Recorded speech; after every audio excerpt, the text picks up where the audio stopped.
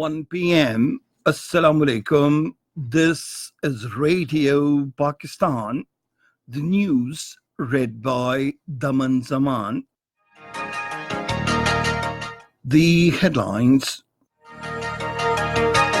The Prime Minister will launch the Kamyab Jawan program today for the welfare of the youth all across the country.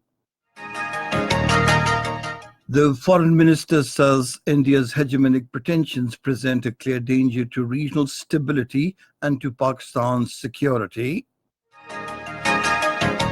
The Duke and the Duchess of Cambridge arrived in Lahore today. Military siege and communications lockdown continues in occupied Kashmir on the 74th successive day today. And now the news in detail.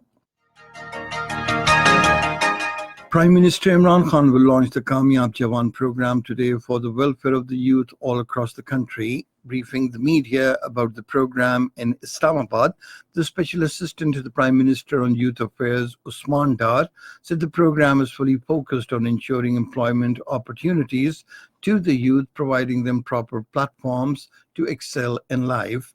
Usman Dar said no amount of people's tax is incurred on the program as it is supported by the United Nations Development Program. He said the government has also devised state-of-the-art digital platform for the youth to help them achieve the goals of a bright future.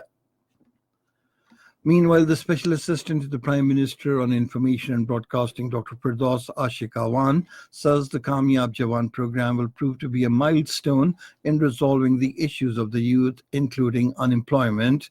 In a series of tweets today, she said the youth will be provided interest-free loans on easy terms under the program. She said an amount of 100 billion rupees has been earmarked for the purpose. The Foreign Minister Shah Mahmood Qureshi says India's hegemonic pretensions present a clear danger to regional stability and to Pakistan's security. Addressing a ceremony in Islamabad today, he said India resorts to warmongering and issues nuclear threats, including for short-term domestic electoral gains.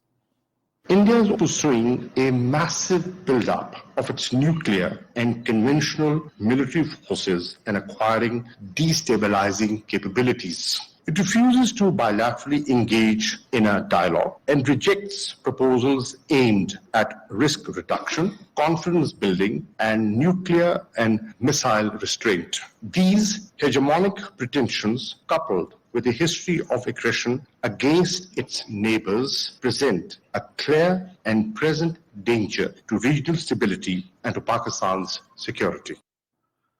At the United Nations, Pakistan has warned that India's hegemonic pretenses and aggressive actions present threat to regional peace and security. Speaking at the United Nations General Assembly's First Committee dealing with disarmament and international security issues, Pakistan's ambassador to the world body, Dr. Maliha Lodhi, said India's conduct posed threat to Pakistan.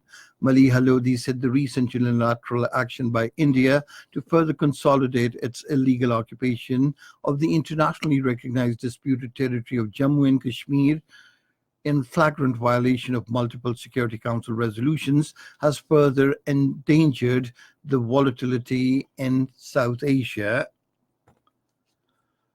The Duke and the Duchess of Cambridge, Prince William and Kate Middleton, arrived at the SOS Village in Lahore a short while ago.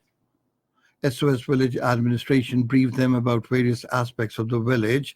Earlier on their arrival on a day-long visit to Lahore, the Punjab Governor Chaudhry Mohammad Sarwar, Chief Minister Sardar Usman Khan Bustard, and other high dignitaries warmly welcomed them at the Lahore airport. The royal couple also will visit Pakistan Cricket Academy, Badshahi Mosque, and Shaukat Khanum Cancer Hospital. The Chief of Staff of the Armed Forces of Oman, Lieutenant General Ahmad bin Harith, called on the Naval Chief, Admiral Zafar Mahmood Abbasi, in Islamabad today. They discussed matters of mutual interest, regional security, and bilateral cooperation. The Chief of the Air Staff, Air Chief Marshal Mujahid Anwar Khan, met the Nigerian Air Chief during his visit to Nigeria. Both the dignitaries discussed ways and means to further enhance and continue the exemplary mutual cooperation between the two air forces. Pakistan's High Commissioner to Britain, Mohammad Nafiz Zakaria, has urged the international community to pressurize India to implement United Nations Security Council resolutions on Kashmir for peace and prosperity in the region. He said this during a conference on Kashmir organized by the Jammu and Kashmir Self-Determination Movement International in London. In occupied Kashmir, military siege and communications lockdown in the Kashmir Valley and the Muslim majority areas of the Jammu region continue on the 74th successive day today. An anti-money laundering and combating the financing of terrorism cell has been established at the National Accountability Bureau in Islamabad. International Day for Eradication of Poverty is being observed today to raise awareness about the need to eradicate poverty and destitution across the world, particularly in the developing countries. And finally, cricket. In the National T20 Cup, 2 matches will be played in Faisalabad today. The first match between Balochistan and Southern Punjab will be played at 1330 hours Pakistan Standard Time, while Northern Punjab will face Sindh in the second match at 1730 hours Pakistan Standard Time. And that is the end of this news bulletin. For more news and analyses, log on to our website, radio.gov.pk, and you can also watch the live video streaming of our bulletins on the link, facebook.com/Radio Pakistan News Official.